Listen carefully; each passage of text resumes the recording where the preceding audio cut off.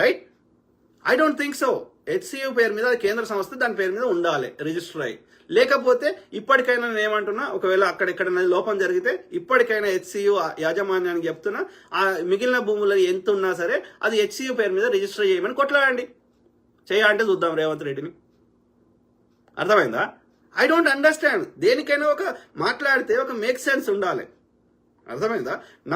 మనకు last time మాట్లాడినట్టు మనకున్న సమాచారం మేరకి అప్పుడెప్పుడో 2004లో చంద్రబాబు నాయుడు గారి హయాంలో హెచ్సియు యాజమాన్యము వేరే దగ్గర గోపన్పల్లిలో 397 ఎకరాలు తీసుకొని దాని బదులుగా ఈ 400 ఎకరాలు ఇచ్చింది అనేది మనకున్న సమాచారం. అది నిజం కాదు. హెచ్సియు పేరు మీద ఒక్క భూమి కూడా లేకపోతే మిగిలిన భూములనన్నా రిజిస్టర్ చేసుకోమని కొట్లాడండి, రిజిస్టర్ చేయమని. అదేమన్నా మేక్ సెన్స్ ఉంటుంది.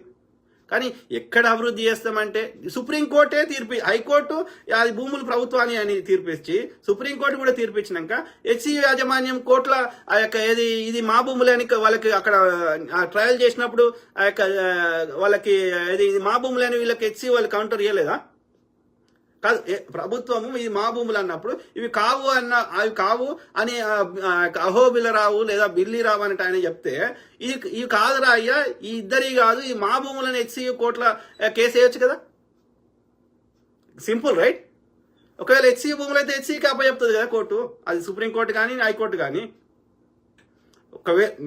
అది నాకు తెలిసి హెచ్సియు ఇచ్చేసింది, అవి అప్పుడే ఇచ్చేసింది. 2000 వేరే దగ్గర జాగా తీసుకొని ఇచ్చేసింది. ఒకవేళ కాదు మిగిలిన భూములు కూడా లేకపోతే దయచేసి హెచ్సియు యాజమాన్యానికి నేను చేస్తున్నా, ఇక మిగిలిన ఏ భూమి ఉన్నా మీ పేరు మీద రిజిస్టర్ చేసుకోండి. చెయ్యాని రాష్ట్ర ప్రభుత్వమో కేంద్ర ప్రభుత్వమో చెప్తే మనందరం కొట్లాడదాం. కానీ నాకు తెలిసి వాళ్ళ పేరు మీద ఉన్నాయి. ఇంకా ఫర్దర్ గా హెచ్సియు యాజమాన్యం అమ్ముతుంది తప్ప వేరే ఏ ప్రభుత్వానికి తీసుకునే హక్కు లేదని నాకున్న పరిజ్ఞానం.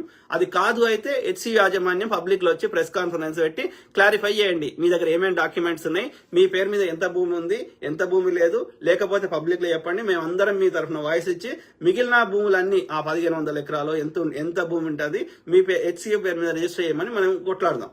ఎందుకంటే యూనివర్సిటీ భూములు యూనివర్సిటీకే ఉండాలి. రెండోది ఏంటంటే రేపొద్దున హెచ్సియు యాజమాన్యం కూడా ఇప్పుడు ఇట్లా ఇచ్చేసింది కదా, ఇక్కడ అట్లా ఇవ్వకుండా చట్టం తీసుకెళ్దాం. ఇక నుంచి హెచ్సియుకి సంబంధించిన 1 ఇంచు భూమి కూడా అమ్మడానికి హెచ్సియు యాజమాన్యానికి అధికారం లేదు. ఎందుకంటే యూనివర్సిటీ భూములు, యూనివర్సిటీ అనేది ప్రజలకు చెందినవి, ప్రజల భూములు. అది యూనివర్సిటీ కోసం ఒక ప్రత్యేకమైనటువంటి ఒక అవసరానికి విద్య కోసం అది కేటాయించబడ్డాయి.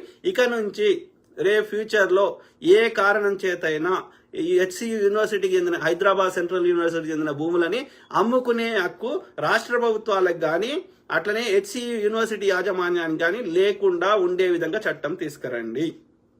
వి ఆల్ సపోర్ట్ యూ.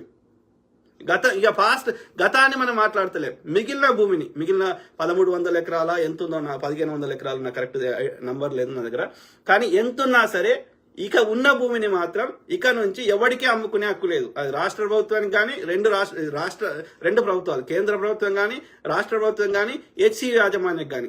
ఎందుకంటే అది ఒక స్పెషల్ పర్పస్ కోసం, ఒక పవిత్రమైన విద్యా విధానం కోసం కేటాయించినప్పుడు రేపు ఫ్యూచర్ లో ప్రభుత్వాలు కానీ లేకపోతే హెచ్సియు యాజమాన్యం కానీ వాని స్వార్థం కోసం అమ్మేసుకున్నాడు అనుకో, యూనివర్సిటీ లేచిపోతుంది కాదు కదా. అట్లా అంటే అన్ని యూనివర్సిటీలు అమ్ముకోవచ్చుగా. జేఎన్టీయూకి సంబంధించిన భూములు అమ్ముకోవచ్చు, ఉస్మాన్ యూనివర్సిటీ భూములు అమ్ముకోవచ్చు. అట్లా రాకుండా ఒక చట్టం తీసుకురండి. కేంద్ర పరిధిలో చేస్తారా రాష్ట్ర పరిధిలో చేస్తారో తెలియదు, కానీ ఈ గతాన్ని మనం మార్చలేము. ఆల్రెడీ ఇప్పుడు ఉస్మాన్ యూనివర్సిటీలో చదువుకున్నాను, ఆడ అడిక్మెట్ పోతే, ఈడ అప్సి కూడా పోతే, అటు తార్నాక పోతే ఆ 3000 ఎకరాలు కేటాయించిండంట అప్పుడు నిజాం గారు. ఎవరు రవీంద్రనాథ్ ఠాగూర్ గారు అడిగారు, అయ్యా నువ్వు నిజాం గారు, నువ్వు ఇన్ని మంచి పనులు చేసినావు ఈ దేశంలో, ఒక్క పిల్లలకు చదువుకోవడానికి అప్పుడున్న హైదరాబాద్ రాష్ట్రంలో ఇన్ని మంచి పనులు చేసిన నీ హైదరాబాద్ రాజ్యంలో, మరి పిల్లలకు చదువుకోవడానికి ఒక యూనివర్సిటీ పెట్టవా అంటే అప్పుడు 3000 ఎకరాలు ఇచ్చి ఈ ఉస్మాన్ యూనివర్సిటీ పెట్టాడు. మరి అప్పుడు 3000 ఎకరాలు కేటాయిస్తే ఇవాళ ఎంత ఉంది? 1500 ఉంటే ఎక్కువ కావచ్చు నాకు తెలిసి. అటు మొత్తం జామా ఉస్మానియా అడిక్మెట్ అదంతా కబ్జా పెట్టిర్రు. ఇక్కడ ఏది ఇటు మన హబ్సి కూడా ఈ రామంతాపూర్ ఇటు సైడ్ పెట్టిర్రు. మొత్తం ఉస్మానియా యూనివర్సిటీ చుట్టూ పెట్టిర్రు. ఏడున్నది కొంచెమే మిగిలిపోయింది. ఇప్పుడు అక్కడ అలా కూడా అన్ని బిల్డింగ్లు వచ్చేసినాయి. కాబట్టి అట్లా మిగతా వాళ్ళు ఎక్కడ కూడా అమ్ముకోవడానికి కబ్జా పెట్టుకోవడానికి లేకుండా కఠినమైన చట్టం తీసుకురండి. We all support you. ప్రతి విద్యా సంస్థకి దానికి సంబంధించిన భూమి ఉండాల్సిందే. ఒక ప్రశాంతమైనటువంటి ఒక గ్రీనరీ ఉన్నటువంటి ఒక ఆహ్లాదకరమైన వాతావరణంలో పేద అన్ని విద్యార్థులు చదువుకోవాల్సిందే.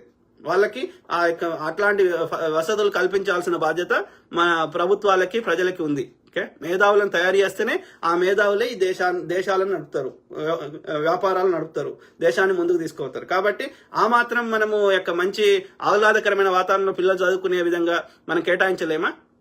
ఆలోచించండి. ఏదైనా సమస్యకు పరిష్కారం దిశగా ఆలోచించాలి కానీ లంగరాజకీయం చేస్తా ఎక్కడ ఏ ప్రతి చోట ఏలు పెడితే కాలు కొడితే ఏలు కొడితే కరెక్ట్ కాదు. సమస్యకి శాశ్వత పరిష్కారం చూపెట్టండి, అది మేక్ సెన్స్ అవుతుంది. ఆలోచించండి మిత్రులారా. సో ఆ క్రమంలో ఎట్లా ఫేకులు చెప్తున్నారు, యూనివర్సిటీ భూముల గురించి నేను చెప్పిన, అది రిజిస్టర్ కాకపోతే చేయించుకోండి. ఇక నుంచి ఎవరు కూడా ఇంక్లూడింగ్ హెచ్సి యాజమాన్యం కూడా, యూనివర్సిటీ యాజమాన్యం కూడా, వాళ్ళకి కూడా 1 ఇంచు భూమి కూడా అమ్ముకునే హక్కు లేదు.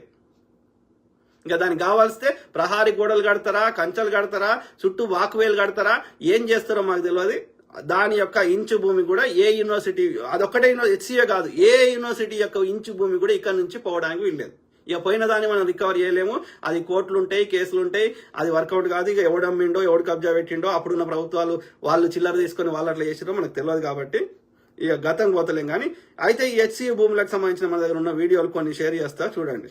ఓకే, అలా ఎన్ని ఫేక్లు ఉన్నాయి, ఎన్ని నిజాలు ఉన్నాయి, దానికి సంబంధించిన వాస్తవాలు ఏందో మనకున్న సమాచారం షేర్ చేద్దాం, చూద్దాం.